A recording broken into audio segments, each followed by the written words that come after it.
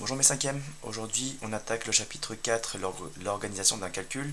Euh, de quoi ça parle? Eh ben, quand vous avez un grand calcul, là vous avez des exemples ici, il s'agit de savoir par quoi on commence, qu'est-ce qui est prioritaire, qu'est-ce qu'on doit faire d'abord, qu'est-ce qu'on doit faire après, qu'est-ce qu'on peut faire en parallèle aussi. Donc, je vais répondre à toutes ces questions-là à travers ces exemples-là. Le cours c'est à peu près ça. On vous dit que ce qui est le plus important dans un gros calcul, eh ben, on commence toujours par les parenthèses. Ensuite, si les parenthèses sont réglées, on va faire ensuite les multiplications et les divisions.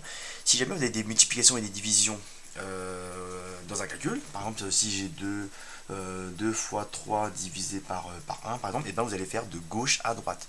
Vu que là les opérations sont de même niveau de priorité, fois et diviser, même niveau, et ben on va faire de gauche à droite. Ce qui ferait que là on obtiendra 6 qu'on va diviser par 1, et 6 divisé par 1 ça donne 6. Pareil pour ici, et tout à la fin on a des plus et des moins. Si on a des plus et des moins, et bien vous faites de gauche à droite. Vu que c'est le même niveau de priorité, on fera de gauche à droite et on aura répondu à la question, on aura établi toutes les priorités, on saura toujours par quoi on commence à chaque fois. Alors, voici un petit exemple. Le petit a, vous avez un plus et un fois. Là, c'est simple, on voit que le niveau le plus haut, le niveau de priorité le plus haut, c'est les parenthèses. Là, il n'y a pas de parenthèse, il y a des fois et divisé oui, parce qu'il y a un fois là. Et bien, on va commencer par le fois. C'est-à-dire que le plus 2 on va pas y toucher, pour l'instant, on va laisser de côté.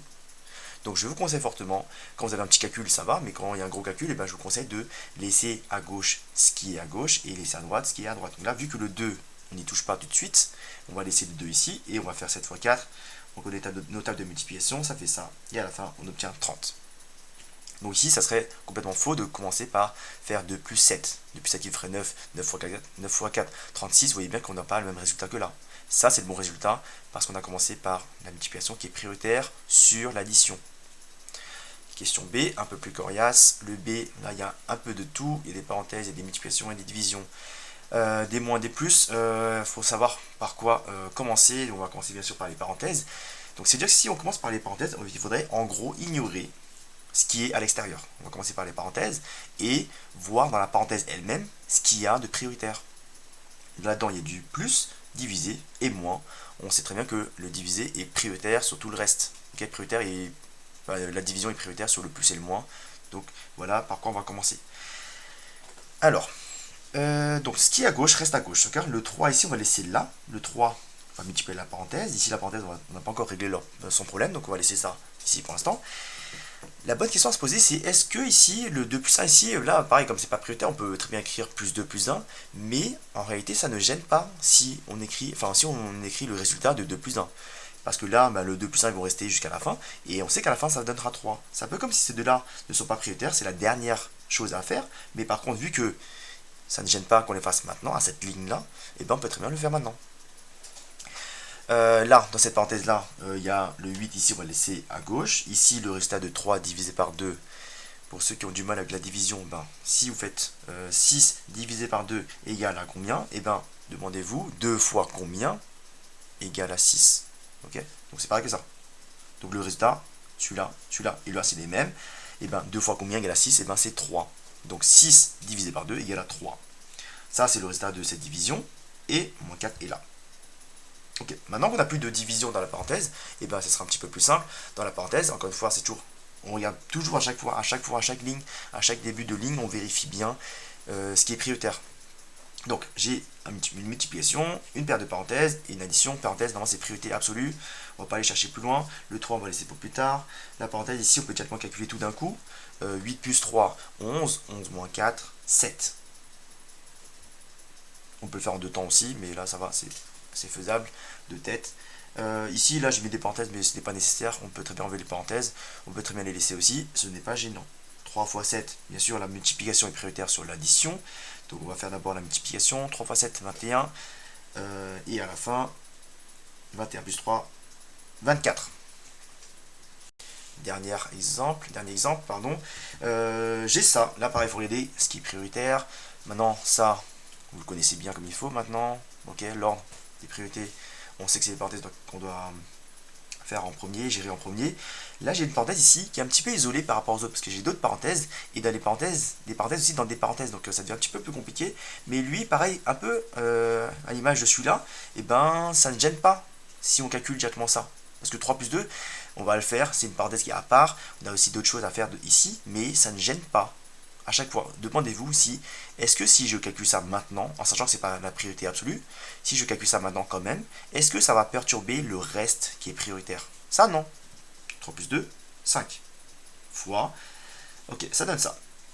Là pareil, 7 moins 1, ça me donne 6. Est-ce que ça perturbe le reste ou pas? Est-ce que ça va perturber la multiplication? Est-ce que ça va perturber la parenthèse ou pas? Bien sûr que non. Là, je peux très bien mettre un 6.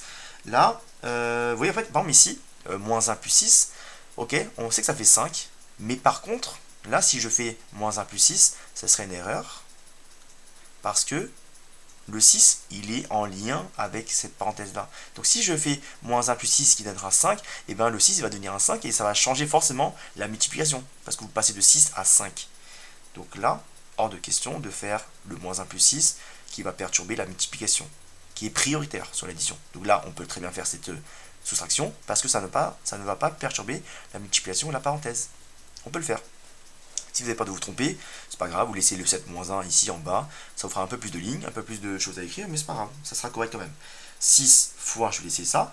Là, pareil, réfléchissez bien, j'ai un plus, un fois, on sait que c'est le fois qui est prioritaire sur le plus. Est-ce que je peux ou pas faire 10 plus 3 qui donnerait 13? Oui, oui, ça sera une erreur, donc il ne faudra pas le faire. Donc 10 plus 3, ça donnera 13, qui sera multiplié par 2, ça devient faux. Ok? Là, le 10, si vous faites 10 plus 3, ça va perturber la multiplication. Donc il ne faudra pas faire 10 plus 3 d'abord. Donc là, on va faire 10 plus 3 fois 2, 6. Ça va faire la parenthèse qui est là. Celle-ci est fermée. Le plus 6, qui est en attente, on le laisse là. Le 5, on va laisser dehors pour l'instant. Multiplier. Là, j'ai une addition, une multiplication, parenthèse et une addition. Et ben, je vais commencer par la multiplication. Enfin, par la parenthèse, pardon. Donc ça fait ce 6-là et ce 6-là. Ils sont un petit peu isolés, on peut très bien les mettre ensemble, ou on peut les mettre de côté pour l'instant, c'est pas très grave. 6 multiplié par 10 plus 6, 16. Le 6 qui est là, il se retrouve ici. C'est pour ça que je vous dis que c'est mieux de laisser à gauche ce qui est à gauche. On va pas commencer par écrire en début de ligne ici que 10 plus 6 égale à 16. Parce que du coup, c'est-à-dire qu'il ne faudra pas oublier lui, il ne faudra pas oublier que lui et lui sont dans la parenthèse, qui sera multiplié par 5, ça devient un peu un casse-tête. Donc laissez bien à gauche ce qui est à gauche. Donc si vous en occupez pas maintenant, laissez en stand-by de ce côté-là. Ici c'est bon. Là pareil, j'ai laissé le 6 ici, plutôt vers la droite, la parenthèse. Comme ça, on n'oublie rien. On fait les choses étape par étape. On y va doucement. C'est mieux pour ne pas se tromper. Donc là, 6 ici, là ça fera 6 fois 16, vous la posez l'opération s'il faut. Là ça me donnera 96, le 6 il est là. On additionne le tout, ça fait 5 fois, là c'est que des additions, je vais un peu plus vite, ça fait 108, et vous faites ça posé ou de tête, vous obtiendrez 540.